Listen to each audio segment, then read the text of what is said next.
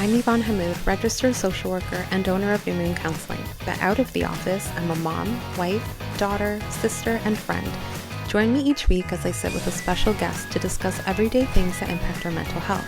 We'll be chatting about everything from mental health and relationships to media and current events, as well as personal experiences and reflections, all in the hopes of normalizing our humanness and helping you see that you're not alone. This is Outside the Therapy Room.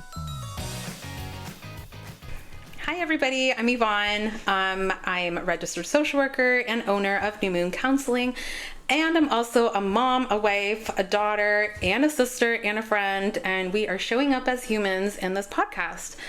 I'm sitting here with one of our associates at New Moon Counseling, Destiny. Hi, Yvonne. Thanks for having me. Yes, of course. Do you want to tell us a little bit about yourself? Sure. I'm a registered psychotherapist. I am also a wife, a daughter. I am a cat mom of 2, who I love very much, and I have way too many plants. And You're a plant mom.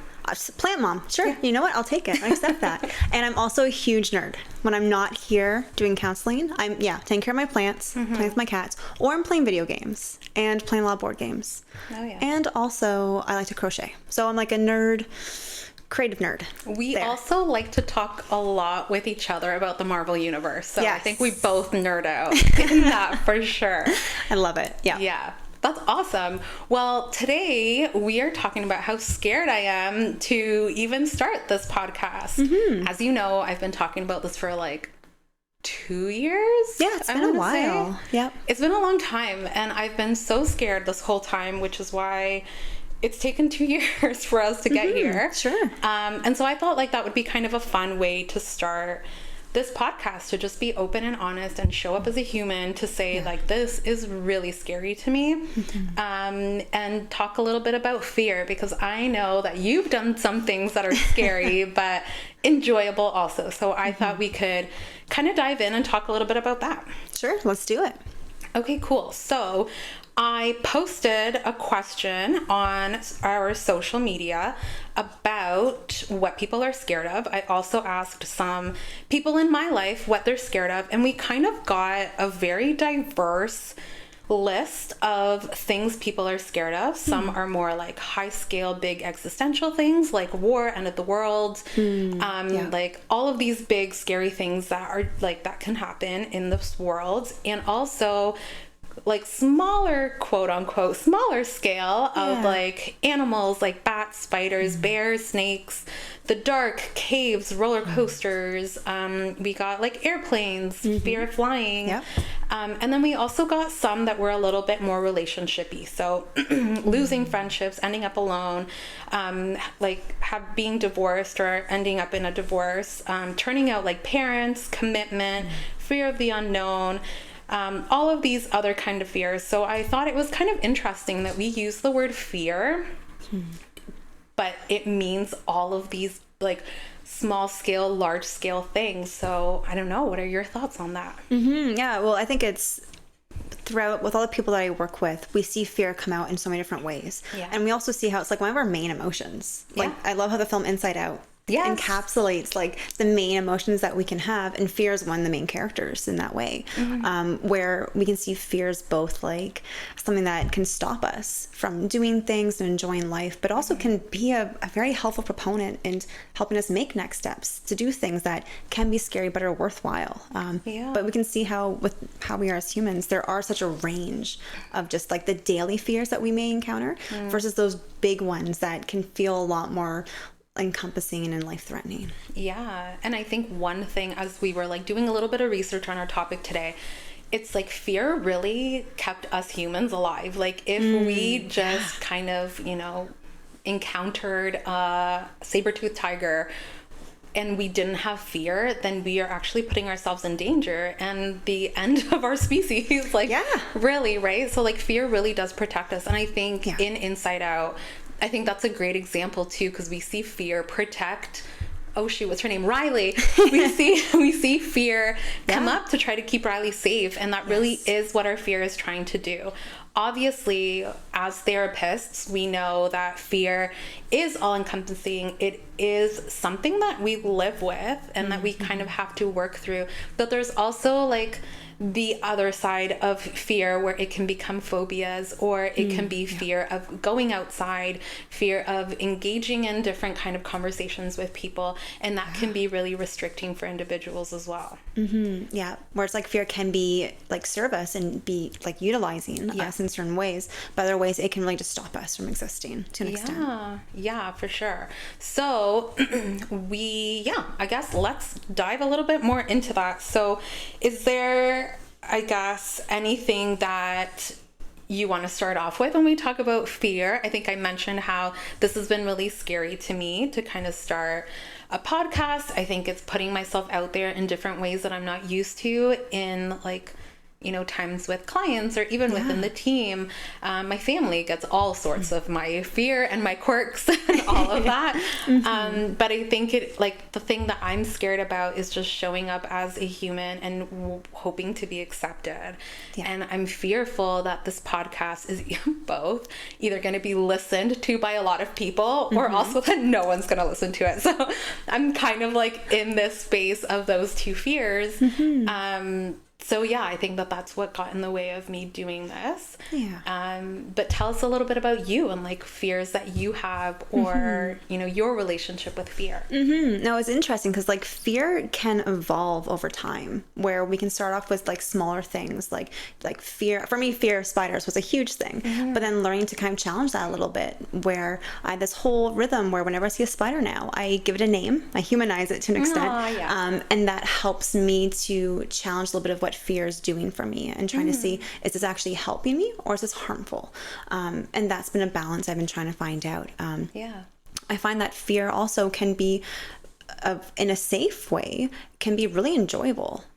Going back to some of my own hobbies, like I've done things to kind of challenge some of that fear. So I really enjoy like spooky and horror video games because I find that's a really safe way to experience fear in itself, which that includes like the adrenaline, the heart racing, you're way more hyper focused. And when you know that it's not going to result in something negative to your personal being, it can actually be a really cool way to experience those feelings. Skydiving is another thing that I really enjoyed doing. It was terrifying. And a pattern I've noticed myself is that fear builds up right to the precipice of when you're about to do something. And then once you kind of face it down or start to, when I jumped out of that plane, the fear was just gone. And it just kind of just switched into that like adrenaline fun mode. So it's interesting how fear can stop us along the way, but sometimes when we face it or look at it more closely, it starts to go away at times. Yeah, and I love how you described like the fear and then that feeling kind of switching into a more like adrenaline positive kind of response that your body and you were having. And I think that it's when it's controlled and when you kind of have an idea of what's going to happen, like for example, like scary movies, you know that you're going to be scared, but you know that you're not actually in danger. And I think that there is like, it's controlled, it's safe in a way, but you know that your body's still going to respond to those feelings.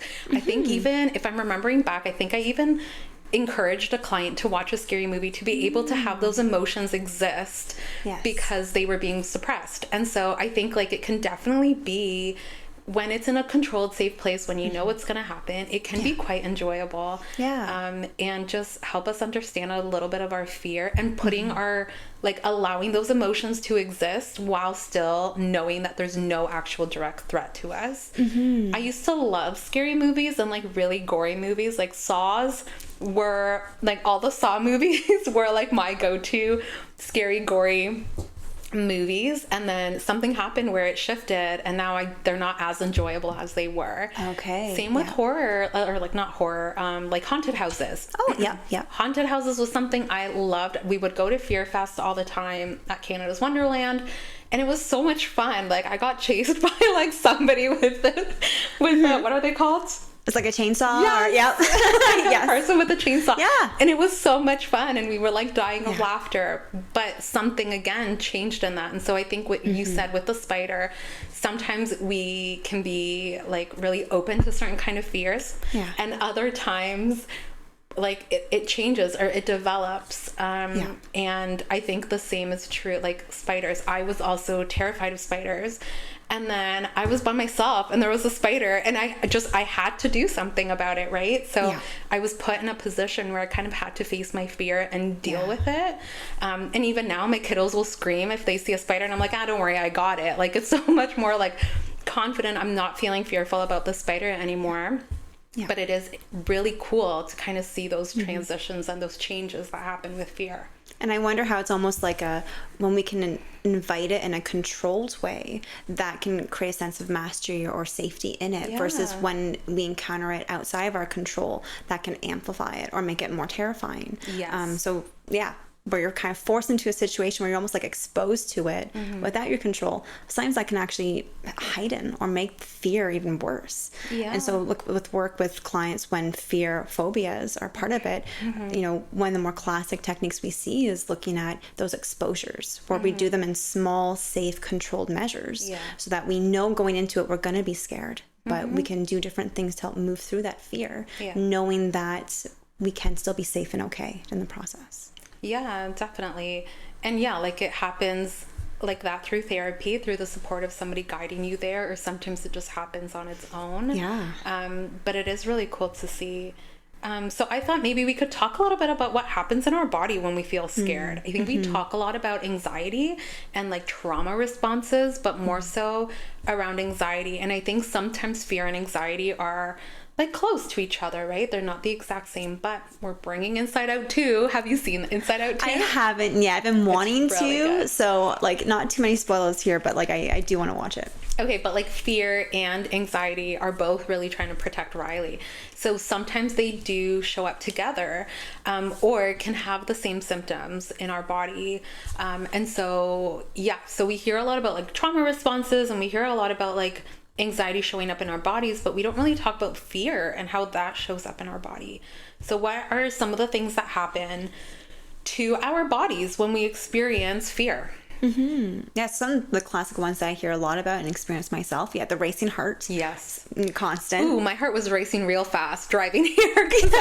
I knew we were going to be doing the podcast. And so, yes, definitely. Yeah. The pit in my stomach. Well, I feel like very nauseated.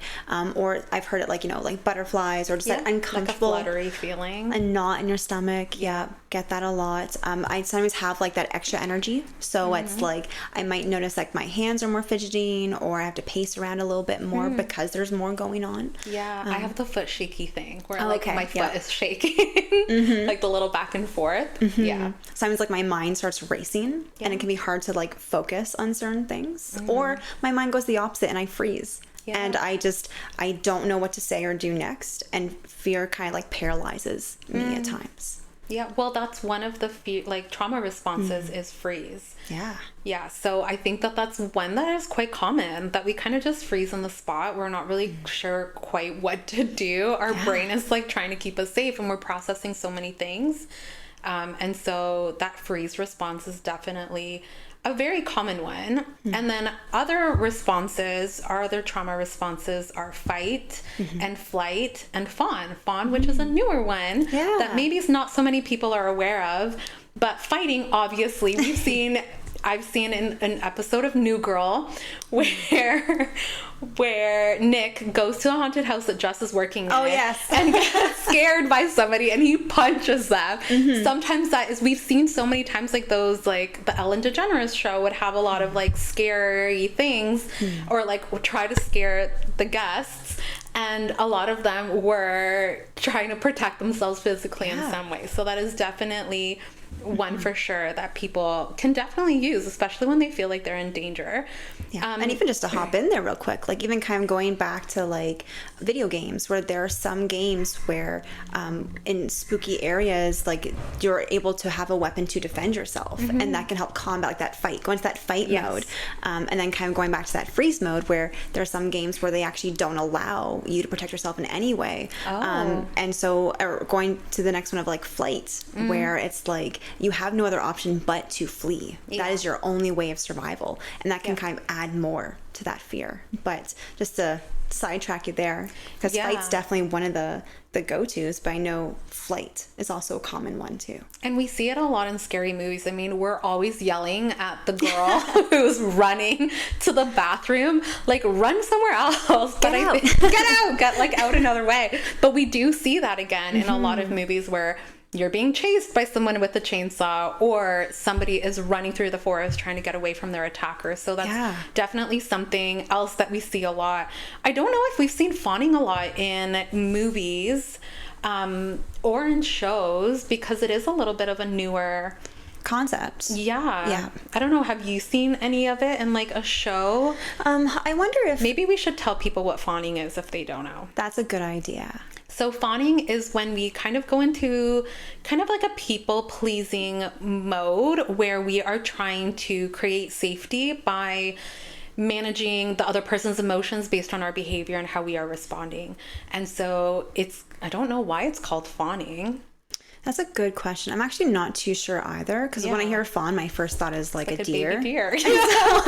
And I don't know if that can kind of go to the idea of with fawning, we want to help make ourselves not a target. So I will say or do whatever I can to appease the person or whatever's like the perpetrator here of my fear, to help feel safe. So if I can show myself as innocent or as someone who is willing to engage and mediate, then that sometimes make me feel like I'm safe and I'm okay. And it makes me think a little bit of like villains, and if they have a sidekick. And it's almost like maybe, I'm trying to think of any examples right now, but of those who maybe might try and engage and make themselves not a target from the villain. And if I'm kind to them and just stay on their side, then I'm not going to get hurt and they're not going to target me. Yeah.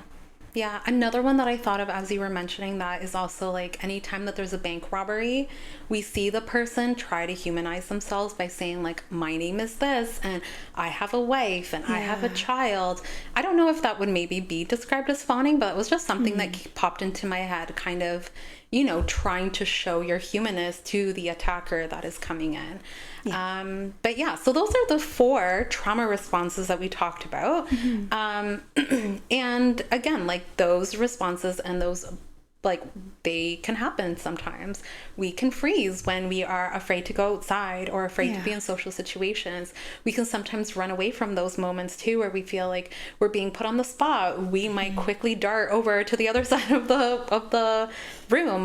There's a lot of different ways that our trauma responses come up. But again, our trauma responses were built in us to try to keep us safe, to try to make sure that we stay alive and we survive the saber-toothed tiger in the middle of the road. So it's just like understanding that your body is having a natural response to whatever is happening around you. And obviously, I'm sure that shows up differently. Like for you and your video games, in like your hobbies of watching scary movies or scary video games, or even in jumping out of an airplane, which to me is like terrifying. Like, how have these kind of trauma responses shown up? I'm a classic freezer. That is typically anytime I've had to like give a speech, even in interviews, I find that I've gone into like that freeze mode where my mind goes blank and I have no idea what to say, where it can seem conflicting of like, oh, how is this response like serving me in this moment here?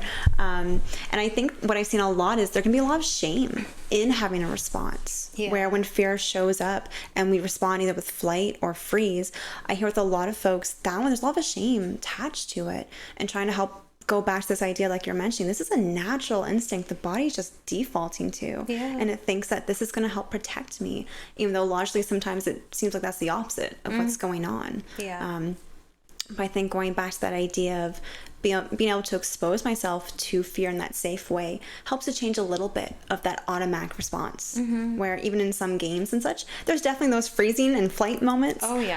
But kind of as you move through it, I find that those change actually, where I don't stay in that state the whole time. And actually I find that kind of it wears off a bit, and I'm able to continue on and do what I want to do.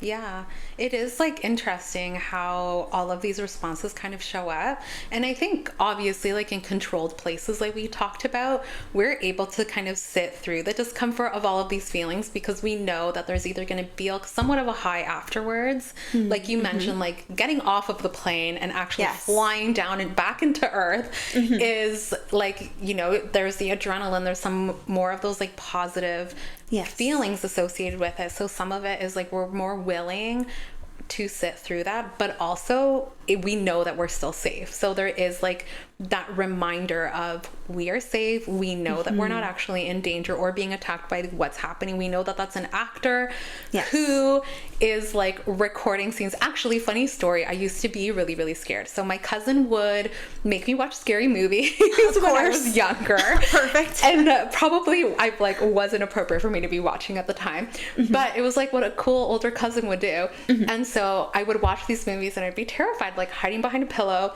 being so scared. And then she told me, like, you know, they're just actors. Like, they're just actors. They're acting. That's somebody in a mask. Like, that's this person. Yeah. And that helped me be able to, like, kind of find humor in the scary movie, because I'd be like, oh my gosh, like what was that filming? Like this, like in Carrie, like she's full of that, like what was that? And so then I'd want to like research a little bit and see like what was like the fake blood, what was that like for that character or for that actress, and was it funny? How long did it take for them to take it off? So I kind of took it out of like the movie, and I was able to kind of see all the behind the scenes, which made it funny for me. And I think that's also something I use with my kiddos now. So they've seen like most Marvel movies except for Deadpool, even though my oldest really wants to see. I'm like, no, not that one. Not yet. But like sometimes they'll get scared by like little scenes or little things that happen with a lot of the CGI kind of stuff. Yeah. And I'll just tell them like, the actors are so funny. They're just pretending that something's there and they're acting that way. They put that in like in post-production. And so kind of just like letting them know the behind the scenes, so that helps them feel safe and knowing that that's not real or true. It's a movie with actors. So sometimes giving that understanding can help like relieve it too, right? Yeah, 100%. Kind of like break it down a little bit. And actually it makes me think a little bit about nightmares, where there's like this theory that nightmares are actually a way of the brain putting you through simulations, feared situations, and ways to kind of navigate or combat it. So, you know, you might have those dreams of like you're running away from a bear and your brain is trying to be like, okay, if this actually happened to you in real life, what are you going to do? And as unpleasant as they are, I really like this theory about how the brain is trying to constantly find ways to protect ourselves and make sure that we're okay, and doing so in safe, controlled manners anyway. That's really cool. Yeah. I didn't know that. That's like the first time I'm hearing that. Okay. That's really cool, because you're right. Like you wake up and you're like, oh, okay, whew, that wasn't real. But sometimes those dreams kind of stay with us. I don't know if you ever watched the TV show Avatar: The Last Airbender. It's a kid's show. Couple, like the cartoony one? The cartoony one. Okay. No, I haven't seen the cartoony. So there's the main character, Aang, near one of the last seasons. He has a bunch of nightmares about this upcoming event and not knowing what he's supposed to do with it and what response he wants to take. And so it's neat how you see him and he keeps having the same nightmare over and over, and he keeps addressing it differently every time. Oh, wow. Being like, I don't know, like the fear is so huge, I don't know what I'm supposed to do. Until he finally finds like a resolution that makes sense for him, and he's able to kind of navigate where the nightmares stop. But this idea again of like how fear has utility to an extent, and the brain finds such creative ways to help navigate and make sure that we're safe and okay. That is really cool. And I think like we hear stress dreams. Like, I don't know if you've heard that in the therapy room or even like in your own personal life, but I've heard a lot about like stress dreams. Like I have a presentation coming up this Friday and I'm having all these stress dreams, and that's such a cool way to like look at it now, to be like, that's just your brain putting you in the simulation so that you are able to like figure out all of these different options for you to handle that problem or that thing that you're worried or scared about. That's really cool. Thanks for all the knowledge, Destiny. That's so cool. All this education, it's got to show up somewhere. There you go. So as we discussed, like fear can be physical. It triggers strong physical reactions in our bodies. We again notice it through our heart beating faster, our body kind of releasing that energy in some kind of shakes, or sometimes just on like the nervous tapping that can happen. We also have like, sometimes we're breathing a little bit faster, sometimes we get headaches. All of these things are kind of happening.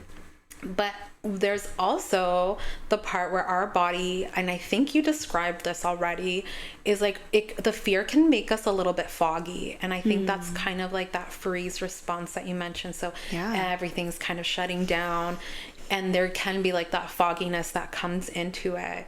I think also something that can happen when we're scared is we scream or we throw our hands up like for I'm putting my hands up over my face right now, like can confirm protection. Like all of these things happen, and again, like those are ways that our body is trying to protect us. We've also talked about how fear can become pleasurable in some way. I remember, again, when I was younger, going on like rides and roller coasters, and they freaking terrify me. I don't mind being upside down, just don't put me down that hill, because then my stomach gets all in knots, and and like whoosh, I get pushed back. And I remember like with me and my husband, like my now husband, Sam, like we would go to Canada's Wonderland with some friends. And remember Top Gun, or back when it was like, like Paramount Canada's Wonderland. I was like so shaky in line the whole time because I hate roller coasters. And it was the one where your feet dangle. And he's like, yay, we're gonna do this, Siobhan, you're being so brave. I'm like, oh yeah, like totally got this, don't worry about it.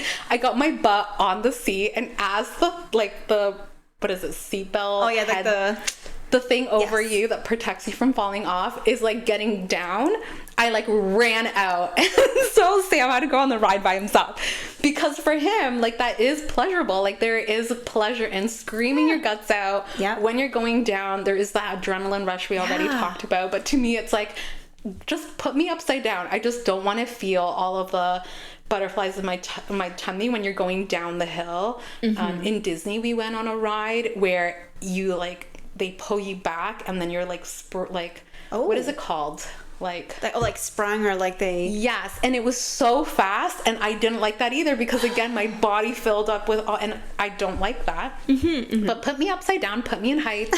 I'm all good with that. Sam is scared of heights, and so sometimes like again we like, he avoids going to the CN Tower and doing things like that because he just rather wouldn't. But for some reason, he's totally fine with roller coasters, whereas I'm the complete opposite. So it is like, there can be that pleasure that comes from like things that are scared, like we mentioned a few times today. And I like the idea of like that wanting to scream kind of thing. This wants to come out, where I've worked with people where it's like they feel like they just have this huge scream in them that they want to release, and it's like, go let yourself have a scream, like let it out in that way. It actually makes me think, I don't know if you've watched, I think it's Shrek the Third, where they encounter a Merlin who's just, he's on stress leave, and he makes a comment about, let's do some scream therapy, and then start screaming. And I always thought that was a really funny idea, but kind of going back to the body needing to do different things just to help release and move through feelings. Screaming can be a really helpful way. Like there's a horror movie literally called Scream, like a series all about it, and how that can just be a very natural response to something that's terrifying. Yeah, and I think, like you said, it's such a great release. Like, there's been times in the car where I'm like, okay, kids, like, I have 2 boys. I'm like, okay, boys, like, we're gonna scream. And then we'll just, like, let it all out and scream. And then we're dying of laughter after. And that just, like, releases some of, like, the pent-up energy that we had that day, or our anxiety, or whatever we were experiencing that day. But, like, scream can definitely help us. And it can also be a way that we protect us, because if we scream, and I mean, I think one of the things for a bear is to like make yourself big and shout and be loud. Like sometimes that can, I mean, please don't try it, because we're not trained bear specialists here. We're not trained bear specialists, but like it can be like being loud and screaming. It can, again, like still keep us safe from these things that we're scared of. Yeah, exactly. Yeah. I think during the pandemic, there was a lot of that existential fear. Just we were stuck in our houses and we didn't know what to do. And, we were getting mixed messages, and there was all of this information that was coming in. And I remember going to the grocery store, and it was pandemonium. And I remember, like, there was no toilet paper, there was no rice, there was no water left. And it was terrifying. I remember grabbing a couple of things that I could find, and then calling Sam and just bawling, being like, that was so scary. What is happening? Is this it? Like, what's going on? And I think for us as therapists during that time, like, after like the first week where we're like, oh, this is just like a quick, like 1 or 2 week thing. I think that, like, it was really hard because I think a lot of us were experiencing that fear while also holding space for our clients feeling that fear.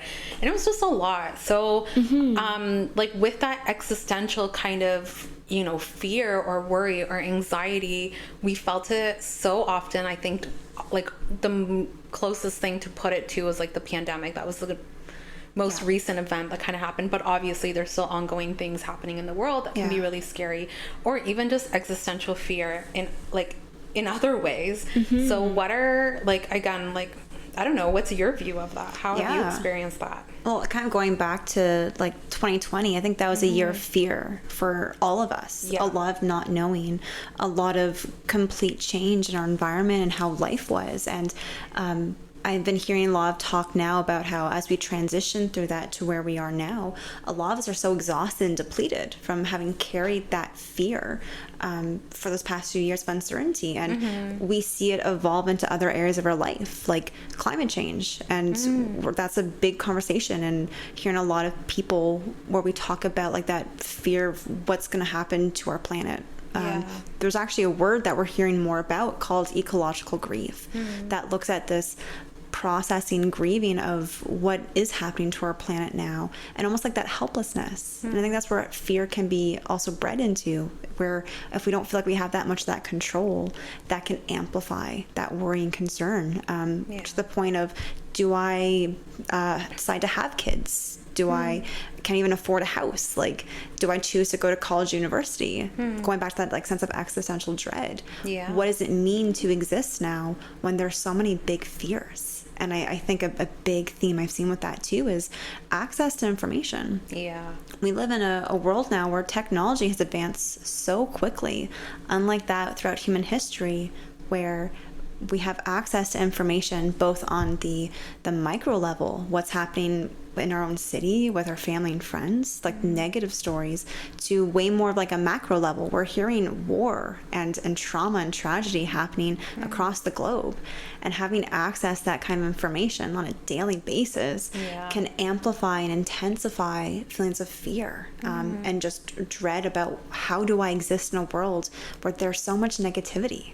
Our brain hasn't evolved fast enough to know how to process a lot of that information. And I see that a lot with people that I work with, but also people in my own personal life too. And it can be hard to know how to navigate or move through those really big fears without them stopping us from enjoying life. I think too, like, to that point, we do have literally access on our thumb for all of this information coming in. And in one hand, it can be helpful because it's helping us, like, educate ourselves on what's going on with the world and what's happening around us. And we're able to, become familiar with these horrible things that are happening and raise awareness and support. And so in that way, it can be a benefit. But I agree. Like, I think we're all kind of existing in this both, like, yay, I have this information. Now what am I going to do with it? But also this, like, existential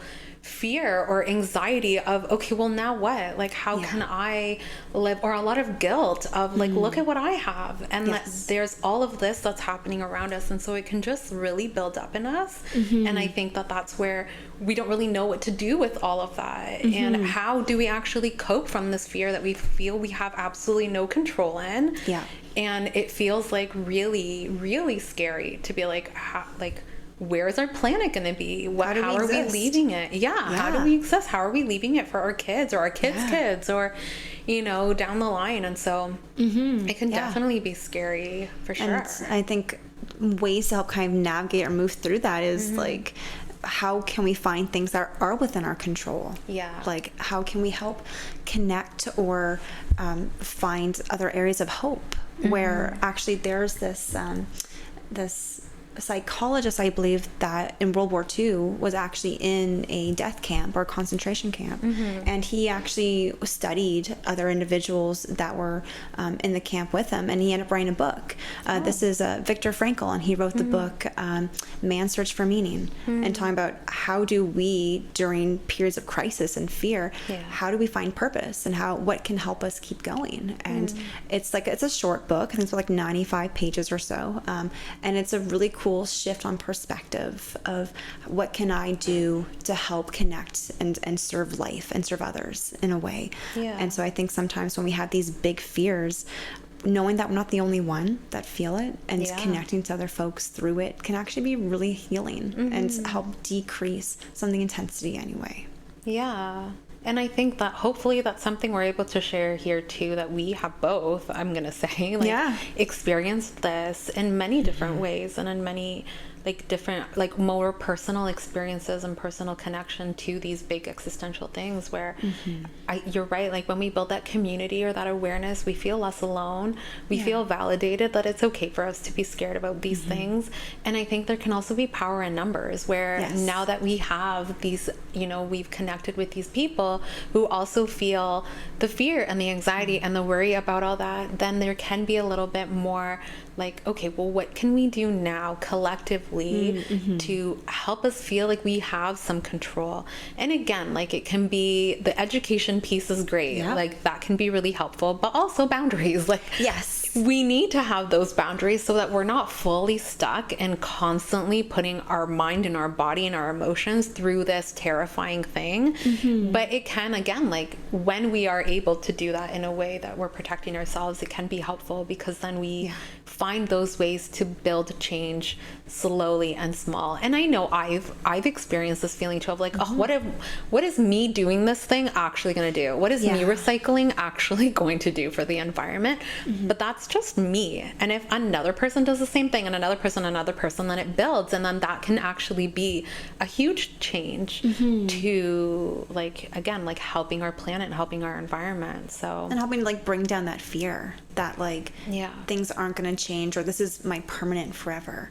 Finding different creative ways to honor our values while we are afraid can help make life feel a bit more worthy, or help bring down any other big emotions connected to it. So that connection piece with others, find those boundaries, especially with social media. I know there are some things I cannot, after a certain point where my capacity is full, I cannot go down news articles or hear more about things going in the world, because I'm so depleted that I know that it's no longer serving me, and it's now actually just causing me fear. And trying to find that healthy balance of being informed and knowing what's going on, but also now I'm just adding to my fear and anxiety. Everyone's thermometer for that is different, but that's been something I've had to be very mindful of with trying to navigate through fear. And I think being that not spokesperson, but being the one to educate or to inform the people around you can be very impactful. I think sometimes we're oh my gosh, we need to have this person in charge change everything, when really it can happen in a kind of smaller scheme, where not smaller scheme, but anyway, but small movements. And small movements to be able to tell our neighbor, hey, I learned this, why don't you practice it? And then they tell somebody, and they tell somebody. And so it can feel, when we think oh, we need to go to, I don't know, a person in power to make this change, then that feels it's so far reached. Oh my God, how are we going to do that? But definitely when we kind of look at our inner circle and how we can make those small changes there, it is somewhat empowering, and we're making change at the same time. Yep, and that's kind of part of the goal, what we want to do with fear, is we can experience it and feel it, but we also don't want to let it control us. So find ways within our power to navigate it. It's such a beautiful way of channeling that emotion through it. And I love that, just that sense of connection. And I know for other folks too, even connecting to things outside of us, or if we can draw upon a sense of like faith or spirituality, that varies for everyone. But for some people, that can be a huge source of support, knowing there's something greater than me that can kind of take care of this. And for some people, that helps them navigate that fear and that existential dread. Yeah, for sure. Many different ways. But I think, first of all, it's validating that emotion for yourself. It's okay to be scared about this. It is scary. It's okay to feel like that dread, the anxiety, all of the things around this, because it is. That is something that is existing in us. And then it's now that we have validated that, how can we get to that place where we're able to feel like we have some control in it in a way that we are still being compassionate to ourselves and being aware of what it is that we're needing and when we need to put a pause on something. Yeah. All part of the human experience. Yeah. I love that validation piece. Well, I don't know. Is there anything else that we want to talk about fear? I think we discussed a couple of ways to cope through fear. I think one of the things that isn't talked about enough is like, you know, what do you do with this fear? So you're scared. You're scared about maybe like not passing an exam, or you're scared about your relationship, or you're scared about doing a podcast and putting yourself out there. Like with all of these things, I think there can be a bunch of different ways that we cope through it. One of the things that I have done, like building this practice, doing this podcast right now, to me, something that works is doing things scared anyway, because I know that the outcome of it is going to be something that serves me. Obviously, that's not going to be my take for everything. I'm also scared about losing loved ones. I'm scared of anything happening to me and my family, but that's not a fear that sits with me every single moment of every single day. But it, like, just doing things even while you're feeling scared can be helpful. I think there's like this, I don't know, there's this expectation at times that you have to get over your fear in order to do something.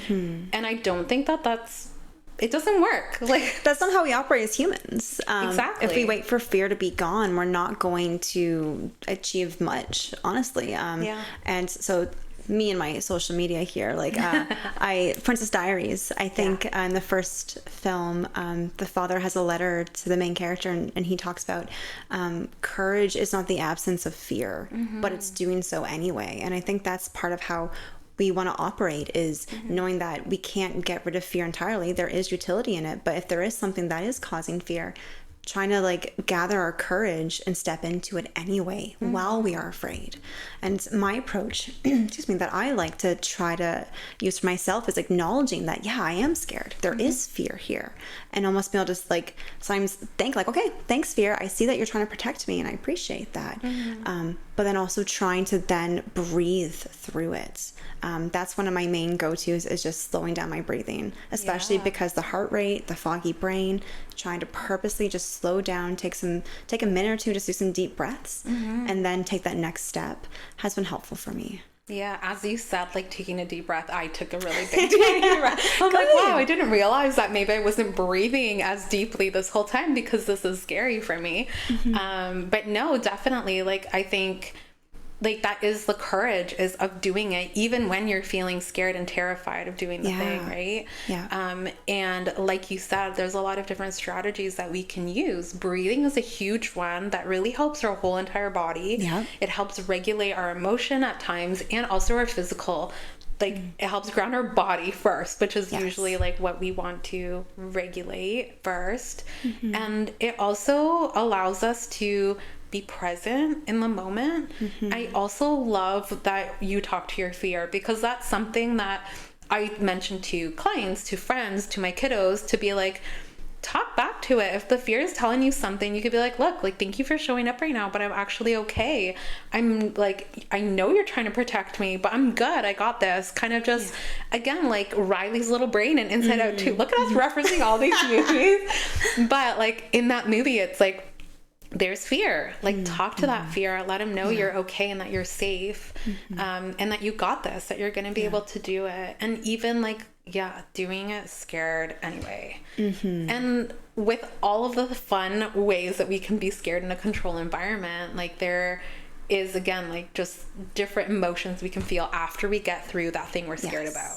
Yeah, I think a common thing I've seen or felt myself is like gratitude after fear, and almost like the gratitude of, "Whew, I'm so glad I don't feel fear anymore." Yeah, and like, wow, life can exist without fear all the time. Yeah, but just like that gratitude of like, wow, like I was able to move through this fear, and this fear is reminding me that I'm still alive, and that I exist right now, and be able to draw upon that courage. And it can actually be so rewarding, especially when we do those small exposures, like when I see that spider and I choose to not kill it, but decide, you know what, I'm gonna let it stay because it can have its uses, and then reflect on like, wow, like that took a lot of courage for me to decide to do, and to not always let fear be in the driver's seat.